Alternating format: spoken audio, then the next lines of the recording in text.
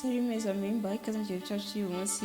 Nizere ko mumeze neza muri hose, wese aha nizeye ko murimo kugenda neza, haba mu buzima bwawe busanzwe, haba mu rukundo, mu mpuzabitsina, cyangwa se ibindi byose nyine tugenda tugushyikiriza utaruzi.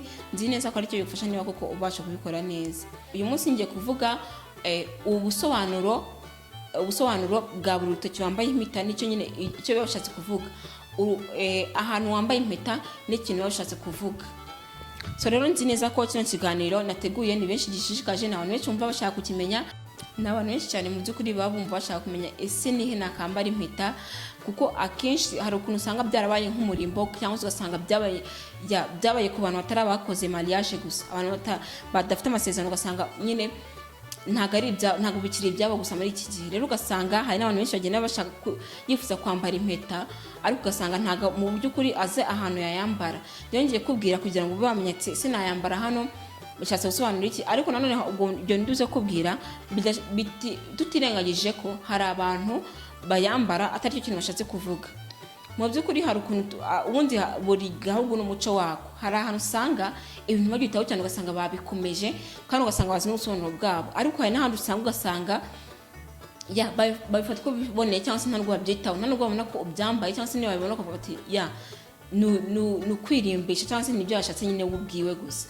Ariko hari naho ushobora kugera bitewe n'aho wambaye impeta ku rutoki, ugasanga bifashe ukundi kuntu. Rero ngiye kubwira ibi bintu kugira ngo ubashe kuba wamenya ngo ese nambara impeta ku rutoki nzaba nshatse gutanga ubuhe butumwa, nibuhe butumwa nzaba nshatse gutambutsa. Hari abyambara babizi, hari abyambara batabizi, yani ibyo ngibyo. Ikintu nawe ugomba kwanza kuzirikana, nabanza kukubwira nuko kwambara impeta kugira ngo bayambare ku kuboko kw'iburyo byaturutse mu Bagiriki, aho bavuganga plutôt ku kumoso, bavugaga ko ngiye korana ngiye vuga ku by'abantu bashatse ingo, ati ngiye korana umuntu nkoranye amasezerano n'umuntu, ariko mu by'ukuri hari byinshi ntegereje kuzakira mu rukundo rwacu se mu mano wacu, hari byinshi ntegereje kuzakira. Niyo mpamvu rero usanga bayambara ku kumoso, kuko burya ukumoso ni ukwakira, ariko ukuryo ni ukuboko kurakora. Nk'uko uzagenda usanga hari ibihugu byinshi bigiye bitandukanye, ariko ugasanga bambara izo mpeta ku kuryo, bitewe n'uko bumva ko ati ninje mu mubano n'umuntu, ariko njyewe uzakomeza gukora n'ibindi byinshi kugira ngo umubano wacu ubashe kuba wazamuka. Rero no mu Rwanda bari mu aho ngaho bambara ku kuboko kw'ibumoso, bashatse kuvuga ati ni byinshi nteze amaso mu mubano wacu n'umuntu, ni byinshi nyine ntegereje kuzabona. Aha ngaha rero ndahera ku rutoki, ubwo ndavuga nyine ubwo ndakoresha ku kuboko kw'iburyo, uko twese nyine tugenda dukoresha niko ndibuze gukoresha. Nakubwira igikumwe, urutoki rw'igikumwe niko ngiye kuvugaho. Urutoki rw'igikumwe rero ubushaka, iyo urwambaye impeta, ni umuntu ushaka kwigenga, ni umuntu ushaka ubumva nyine ashaka kwigenga, ntabwo abafite kwigenga, ahubwo abashaka kwigenga. Nanone ikindi kintu ukeneye kwitabwaho mu buryo bw'imibonano mpuzabitsina, ukeneye umuntu ukwitaho mu buryo bw'imibonano mpuzabitsina, nyine umuntu ushaka ko akwegera ku buryo kimwakorana imibonano mpuzabitsina. Ikindi kintu urutoki rwerekana ni uko ushobora kuba uri umuntu ukururwa n'abantu muhuje ibitsina. Igikumwe rero ni urutoki rushobora kugaragaza nanone ko ushobora kuba uri umutinganyi. Niba uri umukobwa urwambaye, ubwo nyine uryamana n'abandi bakobwa, niba uri umusore ubwo uryamana n'abandi basore bagenzi bawe. Bishobora kuba ari cyo kimenyetso. Impamvu babwise ngo nyine ngo ushaka kwigenga, nuko ari urutoki rwigenga, uko ubibona rutandukanye n'izindi, rurigenga nyine ntabwo uri kumwe n'izindi. Urundi rwa kabiri ni mukubitarukoko. Mukubitarukoko ni urungu nyine rukurikiye urunguru. Uru ni rwo mukubitarukoko. Urutoki rero dusobanura ko wifitemo ubutwari, wifitemo ubutwari muri wowe, wifitemo ubutwari kandi urayoboye. Mbese uri umuntu uyoboye ahantu runaka, simbizi, ariko uri umuntu uyoboye kandi wifitemo ubutwari. Ndetse n'ikindi nakubwira, ushaka kubahwa, mbese nyine uri umuntu ushaka icyubahiro, ko abantu bakubaha. Runo rutoki nicyo kintu uba ushatse gusobanura. Ikindi kintu nakubwira ku rundi rutoki ni musumba zose. Musumba zose rero bishatse kwerekana ko uri umuntu w'ikirenga, uri umuntu w'ikirenga, kandi ufite sosiyete ukoramo. Nanone ikindi ushaka kugaragara cyane, ni umuntu ushaka kugaragara kandi ushaka gutera imbere, uri umuntu ushaka gutera imbere mu byose ukora. So ikindi kintu nakubwira urundi rutoki ni mukuru wa meme abantu benshi bajyaga bibwira ko ari urunguru ariko nuru rukurikira musumba zose uri kujya ku gatoya. So rero mukuru wa meme ni umuntu ufite isezerano, ni umuntu ufite isezerano, haba ku muntu wakoze amasezerano n'ubashakanye cyangwa se umuntu wakoze amasezerano yarihaye Imana. Abantu bihaye Imana nyine amasezerano ayo ari yo yose, ariko niya tutirengaje ko nababwira ko na fiançailles ni hano bayambika, kuko hari abantu usanga babyitiranya bakayambika kuri musumba zose, ariko nundi zakaba yari ebyiri zose ziri ku gutoki kumwe. Nibyo bari byiza cyane, kandi nyine uretse ko ushaka kubikora ufite indi mpamvu, ariko byanyabyo byo kurusha gukora nyine ibintu by'ukuri byose zose uko ari ebyiri zirakurikirana ku gutoki kumwe, hose zijya nyine ahantu hamwe.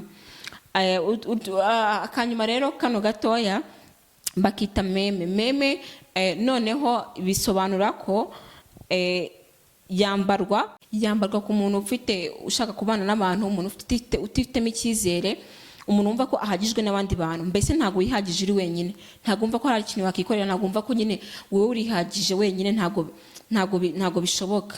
Niwo muntu rero wambara hano, kandi ndetse n'umuntu udafite umukunzi, cyangwa bavuga ko ari umuntu ufite umukunzi wapfuye, ubwo urumva ni umupfakazi, niwe muntu wambara impeta hano.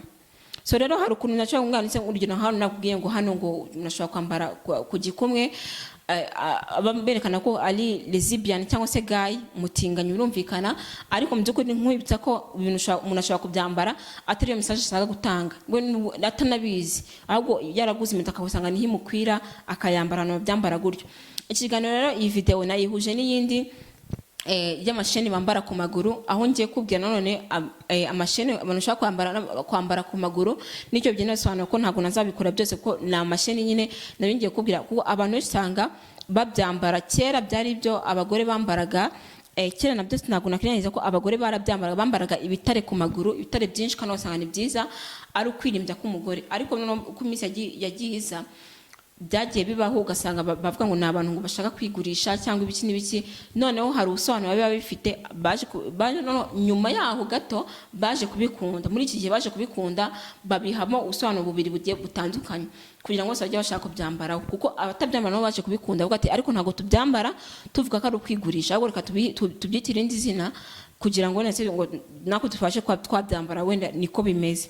Rero kwambara grumete, amashene ku maguru, ku kuboko kw'iburyo plutôt kuguru kw'iburyo, bivuga ko uri umuntu uhuje ukunda abantu mudahuje ibitsina. Niba uri umukobwa cyangwa se uri umumama ugukunda abagabo cyangwa se ukunda abasore, ntago ukunda abakobwa bagenzi bawe. Kuboko ku kuguru kw'ibumoso uri umuntu ukunda abantu muhuje ibitsina. Nkwibutsa ko niba byambaye tuvuge ku kuguru kw'ibumoso, ni ahantu hari ahantu ushaka kugira kuvuga ati uyu muntu kabisa ni lesbian, ni umulesbienne.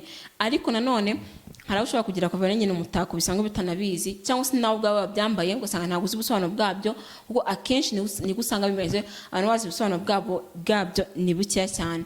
Rero ndabashimiye cyane mwakurikiranye video, mbibutsa ko ari ikibazo cyangwa igitekerezo ufite wakica muri comment hasi, kandi nkwibutsa nuko na subscribe wowe utarabikora. Bye bye, mwari kumwe nanjye Zena Mupenzi Risi, nawe utaha. So rero ikintu mbashaka nuko umbwira feedback muri comment, ukambwira bino bintu gutya na gutya, ariko harakandi kazo kagihari. Ibyo bintu biranshimisha cyane ko mbona ko umuntu anyizeye kandi yumva ko nyine ibyo mubwira bimufitiye akamaro, kandi mba nizeye neza ko ibyo mba ndi kubwira bikoze neza bishobora kugira akamaro kanini cyane. So rero ndagushimiye cyane wose channel yacu bwa mbere, wogeze ku Nkombezi TV bwa mbere, nakubwira ngo urakoze cyane kandi Imana iguhe umugisha. Rero nta kindi kintu bisaba, kana subscribe kugira ngo ube mwe munyamuryango bagize Nkombezi TV, kana subscribe kugira ngo ibintu byose bishobore kugenda neza cyane. Numara ko na subscribe rero video zose zisohoka, video yasohotse uwo munsi iragiti ikugeraho neza nta kibazo, kandi ibintu byose bishobora kugenda neza cyane. Nkomeje gushimira none abantu bakomeje kudukurikirana, abantu bakana subscribe kera cyane, ndabakunda cyane pe, nawe mbahaye ikaze. Nanone nkomeje gushimira abantu nta kirengagiza ko bashobora kuba bakurikirana channel ariko batarakana subscribe. Nakubwira ko na subscribe nibyo bifitiye akamaro kurusha ko wajya ureba channel kutarakana subscribe, kuko birakugora cyane. Twarakoze amavideo menshi cyane agiye atandukanye, ariko hari n'ushobora kugucika. Nasoye nk'uyu munsi bitewe nuko utigeze ukana subscribe. Rero kana subscribe kugira ngo video yose yageze ujye nyine ujyana na channel, video hose ujye uhita uyibona uwo munsi. Rero nkwibutsa ko kanano nanone ushaka kanda share kugira ngo ube wahereza iyi video inshuti yawe, yaba ari cyangwa se inshuti nyinshi, byose birakunda ku zindi mbuga nkoranyambaga. Rero urakanda share hasi, nanone barakuzanira Instagram, Facebook, WhatsApp, nyine andi ma social media menshi. Then urakandaho bitewe naho uwo mukunzi wawe ari cyangwa se inshuti yawe iri, cyangwa iyo group iherereyo.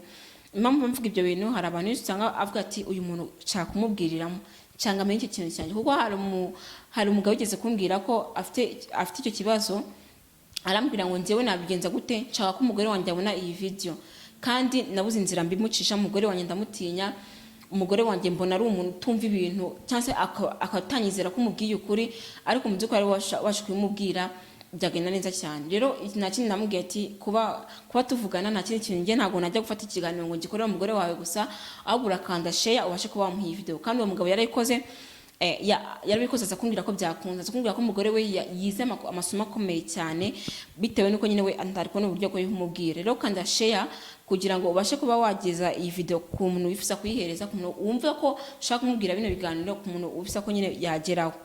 Biba byiza cyane. Uyu munsi nateguriye ikiganiro cyiza cyane.